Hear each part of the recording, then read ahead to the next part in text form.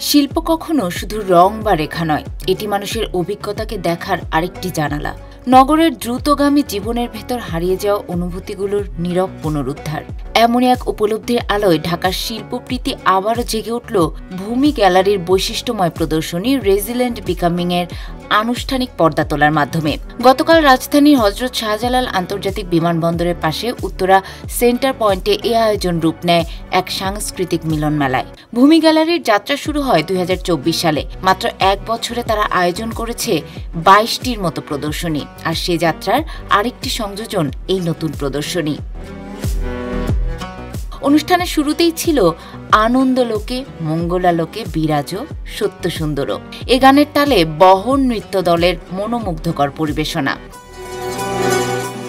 ভূমি গ্যালারির কর্ণধার উদ্বোধনী বক্তব্যে তুলে ধরেন ভূমি গ্যালারির সৃষ্টিশীল উদ্দেশ্যের কথা। আমার যেটা স্বপ্ন সেটা হচ্ছে যে শিল্প কর্ম বা এই যে চিত্রকর্ম, এটা আমরা সবসময় বিভিন্ন ধরনের গ্যালারিতে প্রদর্শনী বলে দেখতে যাই। কারা যাই?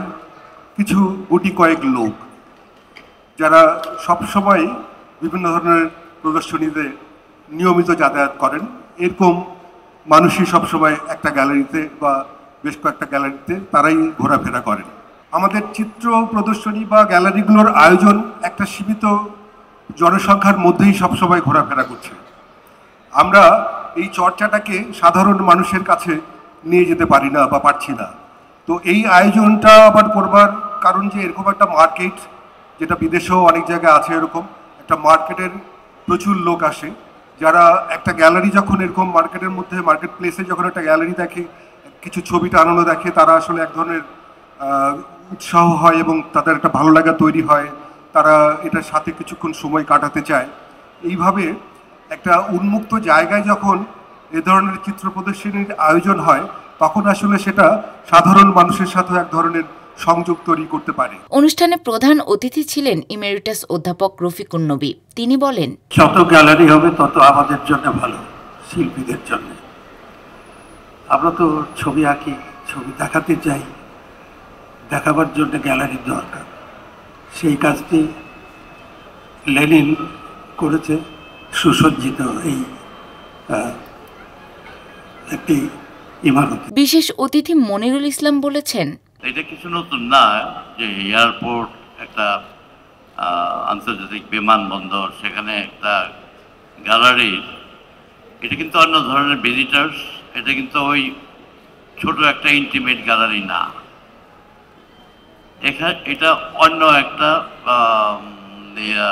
পার্সপেক্টিভে এই গ্যালারিটা, এবং এটার অডিয়েন্সও থাকবে। ওই বন্ধু বান্ধব তো আসবেই, তাছাড়া নতুন ধরনের অডিয়েন্স, আশেপাশে যারা, এটা এক ধরনের নতুন ধরনের প্ল্যাটফর্ম। স্ট্যান্ডার্ড চার্টার্ড ব্যাংকের ম্যানেজিং ডিরেক্টর ও head of corporate Enamul Haque উপস্থিত ছিলেন বিশেষ অতিথি হিসেবে। তিনি বলেন, যদি আমি একটু ব্যাংকিং পার্সপেক্টিভে বলি and how it connected with the painting, আমার কাছে মনে হয় যে money, culture, economics, you can not separate from each other. আমার কাছে মনে হয় যে আমাদের ছবির যে কালার অ্যান্ড ব্রাইটনেস, যেটা সেটার কালচারালি আমাদের অনেক রিপ্রেজেন্টেশনের দরকার আছে।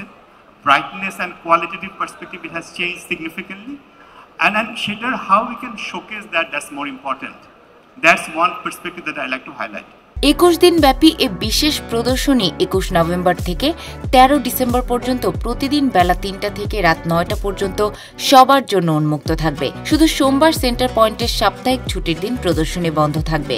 প্রদর্শনীতে একসঙ্গে উপস্থিত রয়েছে বাংলাদেশের ১১৪ জন কিংবদন্তি, মধ্যপ্রজন্মের এবং তরুণ শিল্পীর অনন্য সব সৃষ্টি। এখানে রয়েছে শিল্পাচার্য জয়নুল আবেদিন, কামরুল হাসান, এস এম সুলতান, কাইয়ুম চৌধুরী ও মোহাম্মদ বিন কিবরিয়ার চিরস্মরণীয় সৃষ্টি। পাশাপাশি রয়েছে সমসাময়িক শিল্পচর্চার উজ্জ্বল নাম রফিকুন নবী, মনিরুল ইসলাম, হাশেম খান, আব্দুস শাকুর শাহ, বীরেন সোম, অলোকেশ ঘোষ, স্বপন চৌধুরী, নাইমা হক সহ আরো বহু প্রতিশ্রুতিশীল তরুণ শিল্পীর সৃষ্টিকর্ম। প্রদর্শনীর প্রতিটি অংশে রয়েছে অসাধারণ বৈচিত্র্য, চিত্রকর্ম, ভাস্কর্য, মাটির শিল্প, মিক্সড মিডিয়া এবং নানা পরীক্ষাধর্মী শিল্প ভাষার সমন্বয়ে গড়ে উঠেছে একটি জীবন্ত সাংস্কৃতিক পরিমণ্ডল। অংশগ্রহণকারীরা বলছেন, ঢাকার মতো ব্যস্ত মহানগরে একটি মেগা শপিং মলের ভেতরে এমন সমৃদ্ধ শিল্প প্রদর্শনী নিঃসন্দেহে এক ব্যতিক্রমী উদ্যোগ। সাধারণ মানুষ যারা সাধারণত গ্যালারির পথে হাঁটেন না, তাদের সামনে শিল্পকে এনে দেওয়ার এক দারুণ প্রয়াস এই আয়োজন।